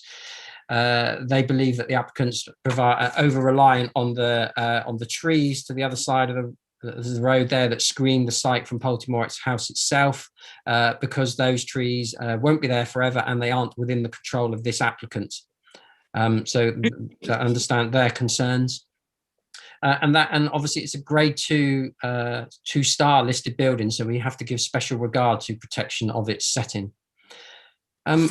You'll also see in the report that there's concern about its location within a county wildlife site, and more particularly it's in the Clist Valley Regional Park. And strategy 10 of the local plan says that we shouldn't allow development within the Clist Valley Regional Park unless it is meeting one of its aims and providing a benefit to the Clist Valley Regional Park, which this scheme doesn't provide. So in conclusion, you'll see there are a number of reasons for refusal put forward by officers. Not meeting the local need in terms of the mix of units that are provided, the sizes. It's not in an accessible location in terms of strategy 35, so it's not near to a wide range of services and facilities. It's in a remote, so therefore it's in a remote, unsustainable location. There's a detrimental visual impact on the countryside from development in this rural area. There's a detrimental impact to the setting of Poltimore House on the other side of the road. And then there's the impact on the Clist Valley Regional Park because it's located in it and it's not meeting any of its aims and objectives. So for those reasons, the application is recommended for refusal. Thank you. Thank you, Mr. Rose. Now, just for clarity, I thought you said at the beginning it was for 5 affordable houses and 3 open market. Did I get that wrong? No, that was right. All right. Okay, thank you. Right. Mr. Reeves, would you like to give your presentation, please? Yes, I don't know if you can see me or not. You have 3 minutes. Right, okay. The application was first considered, as you said, on the 4th of February 2020, some 12 months ago. The COVID has put us back for this. The application was deferred for a heritage statement and to increase the number of affordables, which we feel we have now done. The committee were of mind to approve at the time, but couldn't do so technically because of the heritage statement and the number of affordable houses had to be increased. This application is about communities more than anything, keeping them together more than ever now, really, with COVID being in lockdown, people not being able to travel and so on. I think keeping them together in small village areas such as Poltimore is a must. I think if you take the youth away from the villages will die. My sons tried to buy in the village, but they couldn't afford to do so. It's the properties are way too expensive for 99% of people who want to start off. We feel people have the right to live in the villages where they've grown up and around people that they've known all their lives and have their families close to them. You know, this has been demonstrated more than ever now with COVID in place. We feel we have got schools within the walking distances of the government policies for 5 to 8 year olds and 8 to 16 year olds. We've got a village shop, we've got a village hall, we have a village pub, we've got the church. We also propose a play park within the development for the younger children, so the community can be brought together. Following the support from the last time we were in front of you guys, seems a little bit disappointed, the reflection on the comments and recommendations. I'd like to point out to the committee, this is an outline planning permission application. Nothing is cast in stone at this point in time. It's the principle of the scheme. We have changed to 6 affordables, 2 1-bedroom apartments, 2 2-bedroom apartments, and 2 3-bedroom apartments. And Devon County Community Surveys have identified the need for the properties in Poltamore. And if these were available to local people, they could start their lives and carry on with their families and their loved ones close to them. We're trying to build a community and not dissect one. I think if you take the, like I said, take the youth away from the village life itself would die. I think it's vital now more than ever to keep the community together so the community can thrive. We feel what we've put in is realistic to the application. I think I've mentioned everything I need to say, but mainly it's supporting the younger people of the communities that want to stay in the places. They can't afford to buy these properties in small villages, and it's giving them the opportunity to do so.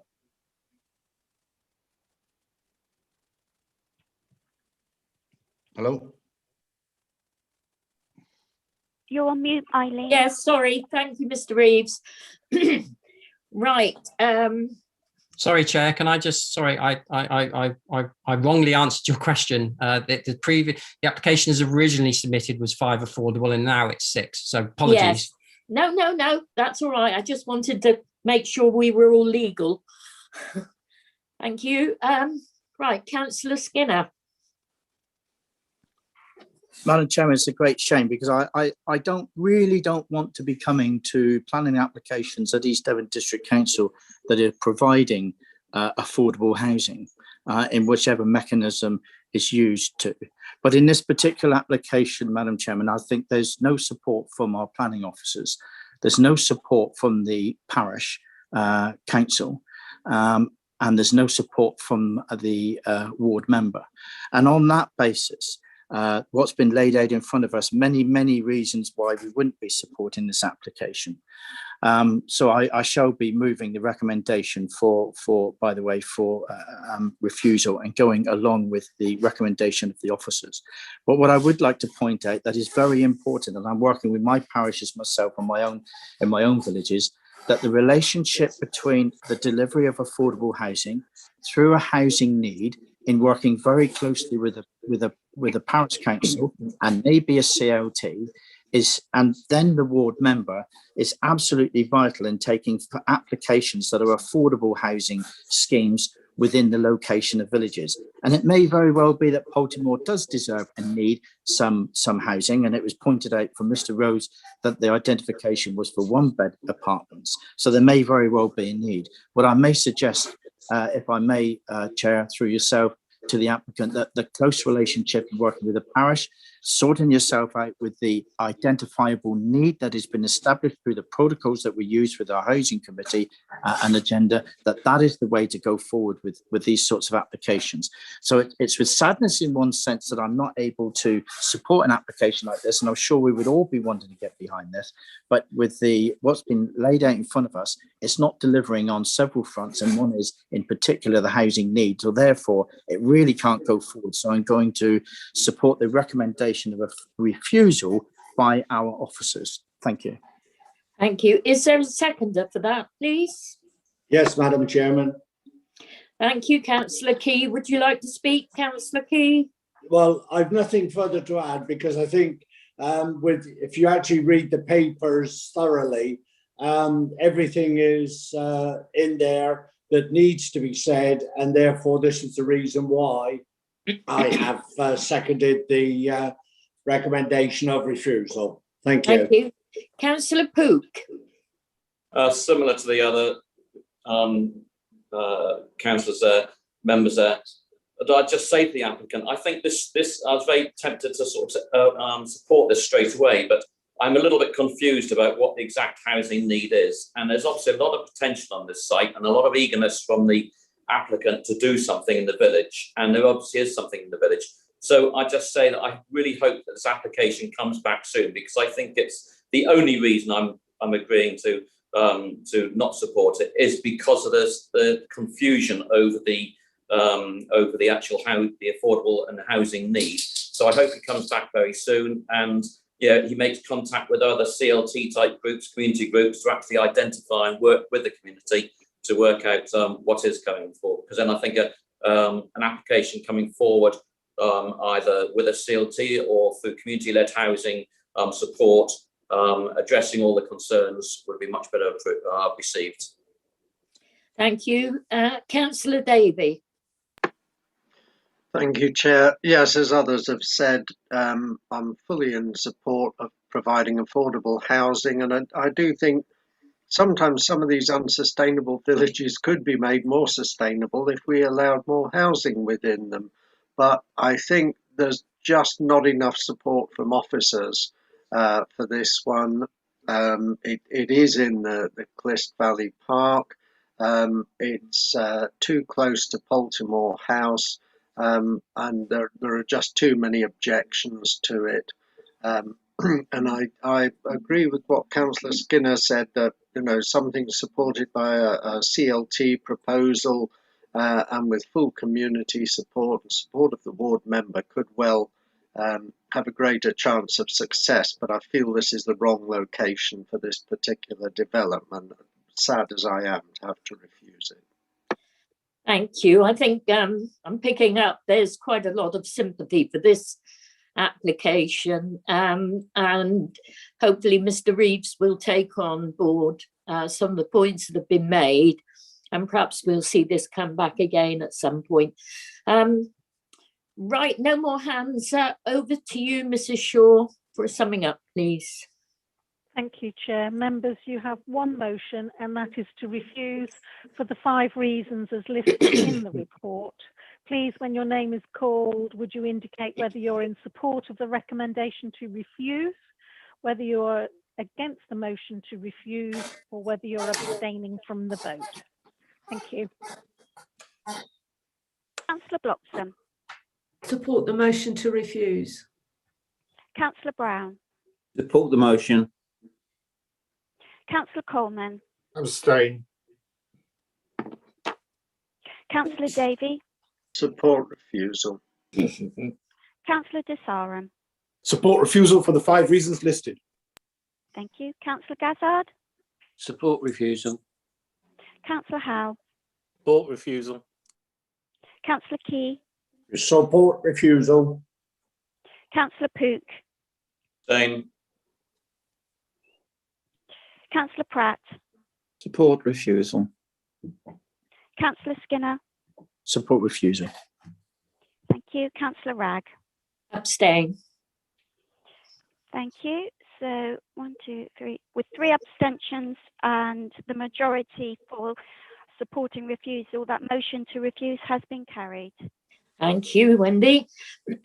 Right, next application, item 8, 1953 variation, Sainsbury's, Hind Street, Ottery St Mary, page 88.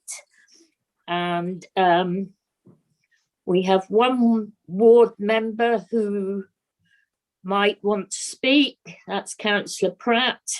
Meanwhile, Chris, can you go ahead, Mr. Rose, and present your report, please? Thank you, Chair. Yes, so this application relates to Sainsbury's in Ottery, and it's an application for a variation of condition 14 to the original consent, which relates to the yard area to the store.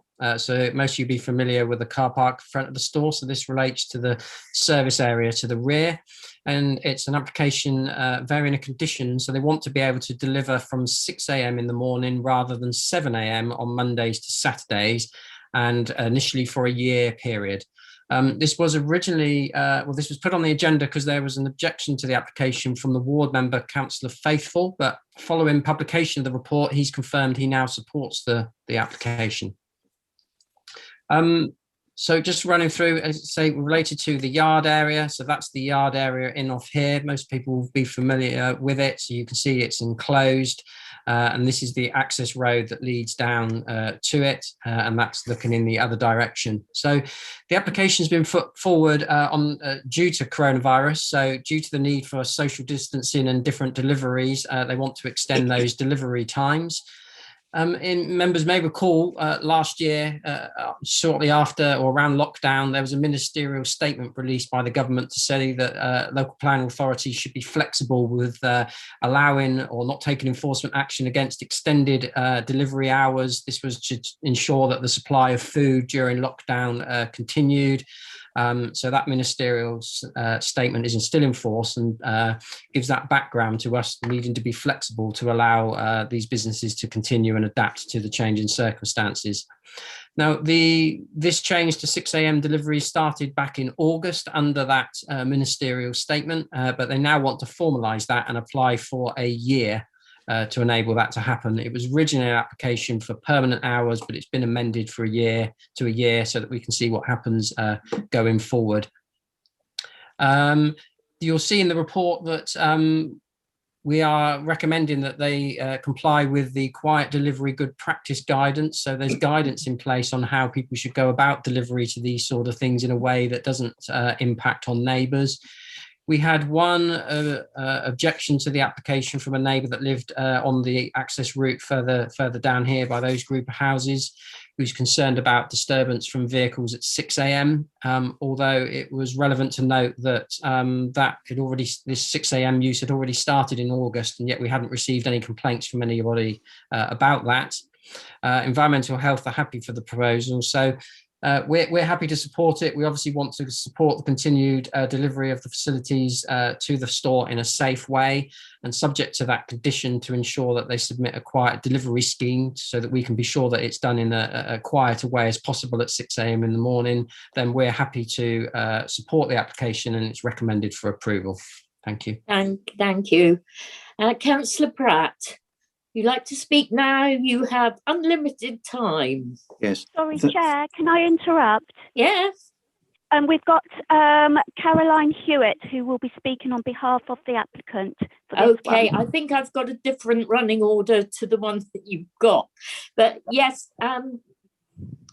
sorry, what was the name again? Caroline Hewitt. Yeah, I thought that. Yeah. Right, Caroline Hewitt, you have 3 minutes. Good morning, members. I'm Caroline Hewitt and I'm from Sainsbury's. As you've heard from your officer, we're hoping to extend the hours in which we can use our service yard at our store from Monday to Saturday, have an extra hour in the morning so we can start unloading our lorries at 6 a.m. This extra hour allows us to get the goods off the lorry, get them onto the shop floor, and get all our colleagues to unload the cages and stack the shelves before our customers come in. So it really helps us with social distancing. We've been doing this since the 3rd of August, following the government's relaxation on the delivery restrictions. And then we submitted the application in September to regularise the situation. I've been in really close contact with the store since these early deliveries have been happening, especially in August when everyone's got their windows open and are outside. And I can confirm that there's been no complaints to us in relation to the deliveries. And I believe there's been one objection to the application. I know our store is part of the local community and we're really keen to work with our neighbours on a solution. So we're happy to accept a year temporary consent to ensure there's no impact on our neighbours. I really hope you'll support the officer's recommendation for approval. Thank you. Thank you. Right, now Councillor Pratt. Thank you, Chair. I'm pleased to see that Councillor Faithful has withdrawn his objection, which was based on the point he raised that the yard was in a residential area. Well, that isn't the case, really. The buildings which are surrounding the yard at the rear of Sainsbury's, we have opposite the entrance to the yard, East Devon District Council car park with 125 spaces. We have the Coleridge Medical Centre, and then on the corner of where the yard is located in Hines Street, we have the fire station and the dental surgery. The Sainsbury's is situated in the town centre. There are residents about 100 metres away from the yard, and there has just been said one objection. So I'm pleased to support this application, and if it's okay with you, Chair, I'll make a proposal that is approved. Happy to second that, Chair. Thank you, Councillor Desarum. Now, would you like to speak? Well, no, I just endorse what Councillor Pratt has said. Clearly, these changes were made for business reasons to support those in the COVID pandemic. So it's quite clear why the changes were made, and it's a very responsible change to make. Thank you. Councillor Gazzard. Thank you, Chair. No, my points have been made. Thank you. Okay. And Councillor Skinner. No, just support, really. Let's move on. That's it. All good. Thank you. Thank you. Over to you, Mrs. Shaw. No more hands up. Thank you. Members, you have one motion here, and that is to approve with a legal agreement to link the existing planning permission with the variation planning permission and with the conditions as listed in the report. Please, when your name is called, would you indicate whether you're in support of the motion to approve, you're against the motion to approve, or whether you're abstaining from the vote. Thank you. Thank you. Councillor Bloxham. Support approval. Councillor Brown. Support approval. Councillor Coleman. Support approval. Councillor Davey. Support approval. Councillor Desarum. Support approval. Councillor Gazzard. Support. Councillor Howe. Support. Councillor Key. Approve. Councillor Pook. Support. Councillor Pratt. Support. Councillor Skinner. Support. Councillor Ragg. Support approval. Thank you. The motion to approve has been carried. Thank you. We go to agenda item 12, application 202799. It's a full application, Higher North Clark Farm, Blackborough, on page 128. And it's just the ward members to speak on this, and that is Councillor Brown and Councillor Key. So, Mr. Rose, could you present your report, please? Thank you, Chair. Yes, this is an application for single and two-storey extensions to a residential property. It's only before you because the applicant is related to a member of the council. It's in the AONB, and they are proposing a that's the existing layout of the property. That's the proposed, so you can see the single and two-storey nature of the extension. It's 4.6 metres long, 7.9 metres wide, 6.5 metres high, and it's proposed in render to match the main house. It's small in scale. There's the lovely application property, so the extension's off to the side and the rear.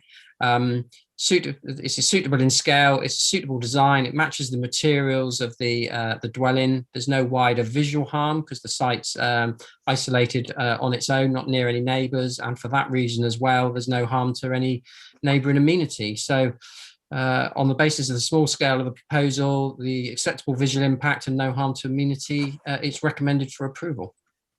Thank you. Right, ward members. Who wants to go first? Councillor Brown? Yeah, I'll go first. I mean, the only reason this application is before us because of the association with the council. Therefore, I recommend it for approval. Thank you. The other... Seconded by me, Chairman. Yes, I mean, no problem at all. It's a shame because this would have just gone under delegation otherwise. Yeah. Thank you. Okay. Councillor Skinner, do you have anything to add?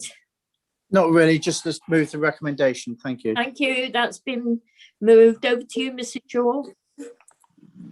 Thank you. Members, you have one motion, and that is to approve this application subject to the conditions listed in the report. When your name is called, please would you indicate whether you are in support of the motion to approve, you're against the motion to approve, or whether you're abstaining from the vote. Thank you. Councillor Bloxham. Support the motion to approve. Councillor Brown. Support the motion to approve. Councillor Coleman. Approve.